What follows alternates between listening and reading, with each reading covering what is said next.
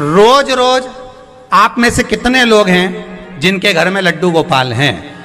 आप रोज रोज क्या लड्डू गोपाल का दूध से स्नान कराते हो? रोज रोज पंचामृत स्नान कराते हो? नहीं। पर शंकर भगवान अगर आपके घर में विराजमान है तो मन में आ जाता है थोड़ा सा दूध चढ़ा दूं, थोड़ा सा निकाल देना कटोरी में। अभी तपाना मत ही, तपाए ना तो थोड़ा सा दूध कटोरी में निकाल दे। शंकर जी के लिए तुम्हारे पास हर सोमवार हर मन में आ जाता है कि चलो शिव जी को दूध चढ़ा दूं। पर कभी तुमने सोचा कि शनि महाराज की मूर्ति है इसके निभा दूं, पितृ देवता की मूर्ति इसको दूध में रोज नहवा दूं? नहीं, उनको कभी कभी, पर इनको रोज रोज।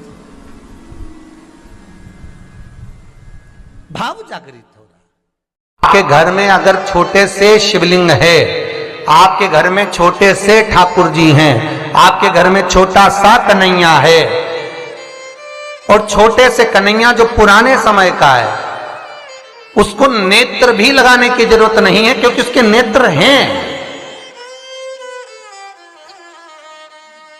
और मान लो तुमने इतना बड़ा कन्हैया ले लिया तो, अरे बोलो तो जम के जरा, और उसका कोई एक नेत्र कहीं गिर गया, एक नेत्र कहीं चले गया, तो फिर दूसरा नेत्र लगाना पड़ेगा कि नहीं लगाना पड़ेगा? और अगर एक नेत्र पर रखोगे तो अच्छा लगेंगे कि ठाकुर जी? नहीं। तो नेत्र होना, जितनी बड़ी मूर्ति होती है, जितना बड़ा स्वरूप होता है, जितना बड़ा शिवलिंग होता है, जितनी बड़ी मूर्ति की स्थापना होती है, उतनी उसमें सेवा की और भाव की जरूरत पड़ती है।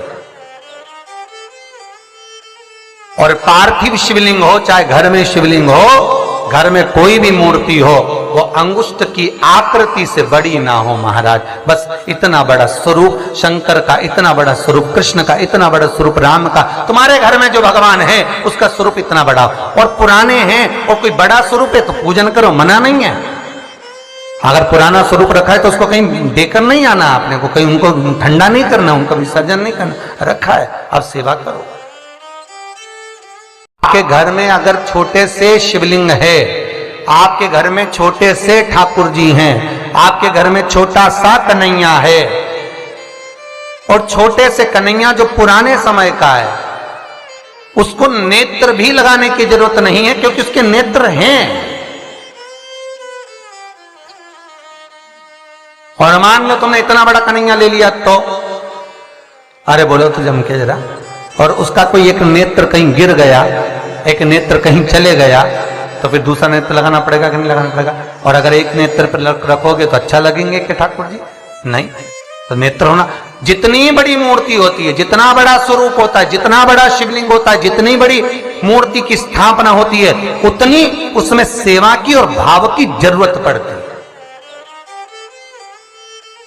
और पार्थिव शिवलिंग हो चाहे घर में शिवलिंग हो, घर में कोई भी मूर्ति हो, वो अंगुष्ठ की आकृति से बड़ी ना हो महाराज। बस इतना बड़ा स्वरूप शंकर का, इतना बड़ा स्वरूप कृष्ण का, इतना बड़ा स्वरूप राम का, तुम्हारे घर में जो भगवान है उसका स्वरूप इतना बड़ा। और पुराने हैं और कोई बड़ा स्वरूप है तो पूजन करो, मना नहीं है। अगर पुराना स्वरूप रखा है तो उसको कहीं देकर नहीं आना आपने को, कहीं उनको ठंडा नहीं करना, उनका विसर्जन नहीं करना, रखा है आप सेवा करो।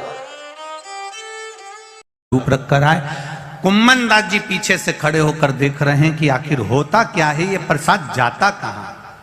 तब क्या देखा कुम्मन दास जी ने कि एक छोटा सा बच्चा आया, उसने एक हाथ में लड्डू उठाया, दूसरे हाथ में लड्डू उठाया, और एक लड्डू हाथ का लेकर जा रहे थे मुख की ओर, और दूसरा लड्डू हाथ में था वो नीचे की ओर था। और इतने में कुम्मन दास जी सामने आकर खड़े होकर भगवान के चरण पकड़ लिए। लाला बड़ी कृपा करी आपने, आज लड्डू का भोग लगाया। भगवान ने कहा कुम्मन दास, तुमने मुझे ये प्रसाद का लड्डू खाते हुए देख लिया, अब संसार के लोगों के लिए, पूरी दुनिया के लिए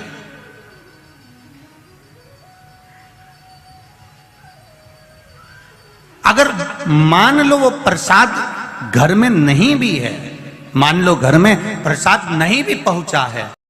राधे राधे, श्री शिवाय नमस्तुभ्यम। तो आज कान्हा की छठी, आप सभी को कान्हा की छठी की बहुत बहुत शुभकामनाएं।